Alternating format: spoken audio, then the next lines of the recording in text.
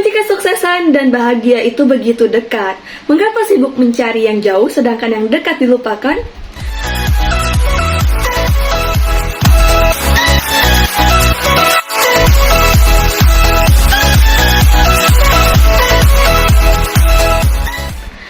Assalamualaikum warahmatullahi wabarakatuh.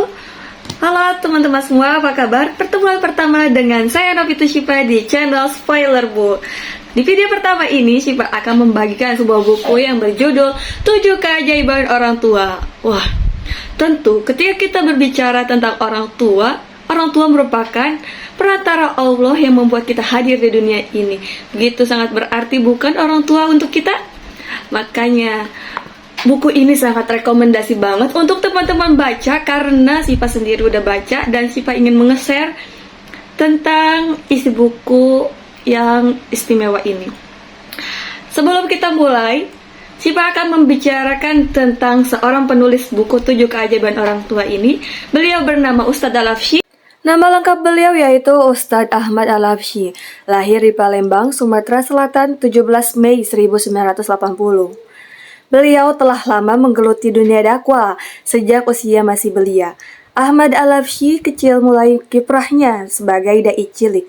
Pada tahun 1992, dalam usia 12 tahun beliau terpilih sebagai wakil Sumatera Selatan di tingkat nasional sebagai dai cilik yang mendapatkan kesempatan berkunjung dan bertemu presiden ke Istana Negara. Setelah itu, karir dakwahnya pun mulai merambah hingga negeri jiran, sehingga diundang pihak Kerajaan Malaysia dan Kedutaan Besar Indonesia di Singapura. Saat ini hari-hari dan waktu beliau selalu dipenuhi kegiatan dakwah di segala penjuru Indonesia dan tausiah dalam acara-acara talkshow. Beliau bukan hanya seorang penceramah, tapi beliau juga seorang penulis buku, yang mana salah satu bukunya ini akan kita bahas. Buku ini mengajarkan kita bagaimana berinteraksi dengan orang tua sesuai dengan persepsi Islam, sekaligus menguatkan kita untuk segera berbakti kepada orang tua karena mensukseskan dunia dan akhirat kita. Karya ini menyinari kita akan kedudukan orang tua dalam pandangan Allah, sekaligus mengajarkan dahsyatnya peran mereka dalam kehidupan kita untuk bahagia demi surga kita. Buku ini menyibak salah satu rahasia kesuksesan yang mengoptimalkan peran orang tua dengan cinta dan bakti kepada mereka. Niscaya dunia dan akhirat berada dalam genggaman kita. Oke teman-teman, Syifa akan membagikan 3 ide besar yang ada di dalam buku ini. Simak sampai selesai. Ide yang pertama yaitu sehebat apapun seorang anak di luar sana, namun ketika sedang bersama orang tuanya harus menyingkirkan kehebatannya di hadapan orang tuanya. Seperti kisah Imam Abu Hanifah radhiyallahu anhu. Pada saat itu, ibunda Imam Abu Hanifah radhiyallahu anhu pernah bersumpah dengan satu sumpah, tetapi kemudian ia melanggarnya. Sang ibu pun meminta fatwa kepada anaknya, Abu Hanifah, seorang ulama besar dan pakar fikih, serta pendiri mazhab Hanafi yang tidak diragukan lagi keilmuannya. Namun ternyata ibunda merasa belum puas dengan fatwa yang diberikan anaknya. Aku belum merasa ridho kecuali dengan mendengar langsung fatwa dari Jur'ah Al-Qais, kata sang ibu kepada Abu Hanifah putranya.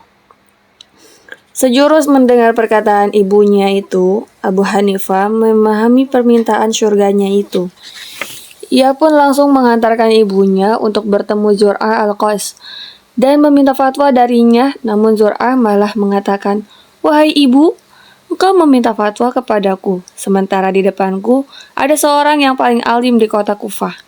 Mendengar perkataan Zur'ah, Imam Abu Hanifah mendekati Zur'ah dan berkata dengan berbisik kepadanya, "Berilah fatwa kepada ibuku, begini dan begini," sebagaimana fatwa Abu Hanifah kepada ibunya. Kemudian Jur'ah pun memberikan fatwa seperti yang dikatakan Abu Hanifah, hingga ibu Abu Hanifah merasa ridho atau senang. Meskipun sejatinya fatwa bersumber dan sama dengan fatwa Imam Abu Hanifah putranya. Dalam kesempatan yang lain, Imam Abu Hanifah radhiyallahu anhu dengan penuh rasa hormat menggendong ibunya naik ke atas seekor keledai untuk menuju majelis Umar bin Zal. Hal itu ia lakukan karena ibunya ingin menanyakan sesuatu kepada Umar bin Jar. Imam Abu Hanifah tak menolak keinginan ibunya, meskipun ilmu Umar bin Zar jauh di bawahnya dan yang ditanyakan oleh ibunya mampu dijawab olehnya. Inilah di antara buah dari pemaknaan cinta rasa ajaran langit dari Ilahi Rob. Kekuatan langit yang mengajarkan cinta dan bakti Imam Abu Hanifah kepada ibunya, hingga ia tak gengsi ketika sang ibunda menginginkan fatwa dari orang lain yang sejatinya level ilmunya lebih rendah darinya. Ia pun merendahkan dirinya di hadapan sang ibunda, dan sama sekali tak bersemayam kesombongan dan keangkuhan di hadapan ibunya, yang meski orang lain telah mengakui kefakihannya dalam ilmu syar'i.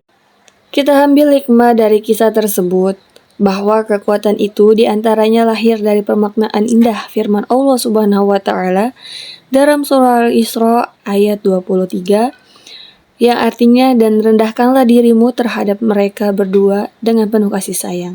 Selanjutnya, ide besar yang kedua, yaitu membuat orang tua tersenyum bahagia, adalah di antara jalan utama raih kesuksesan hidup dunia dan akhirat. Belajar dari orang-orang saleh diambil dari kisah Imam Abdullah bin Mas'ud radhiyallahu anhu. Anas bin Zar al-Ashja'i meriwayatkan suatu malam ibu dari sahabat Abdullah bin Mas'ud meminta air minum kepada anaknya. Segera Ibnu Mas'ud pun datang membawa air minum untuk sang ibu. Namun ternyata sang ibu sudah tidur. Akhirnya Ibnu Mas'ud berdiri di dekat kepala ibunya sambil memegang wadah berisi air tersebut hingga pagi. Begitulah kisah orang soleh memuliakan ibunya.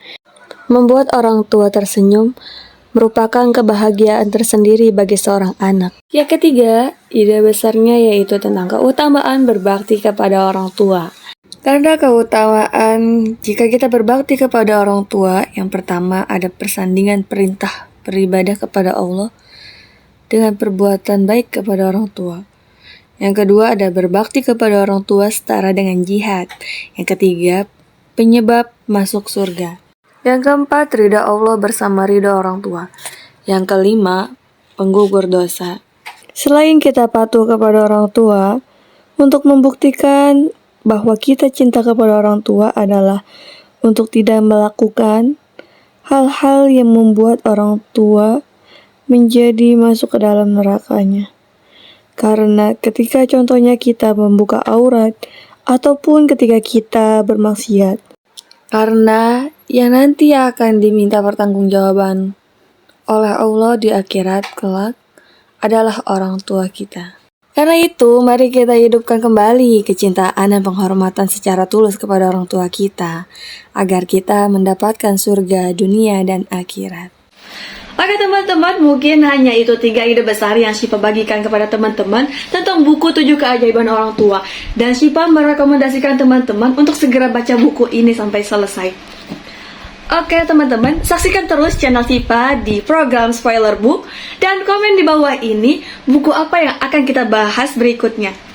Kurang lebihnya mohon maaf, semoga bermanfaat. Wassalamualaikum warahmatullahi wabarakatuh.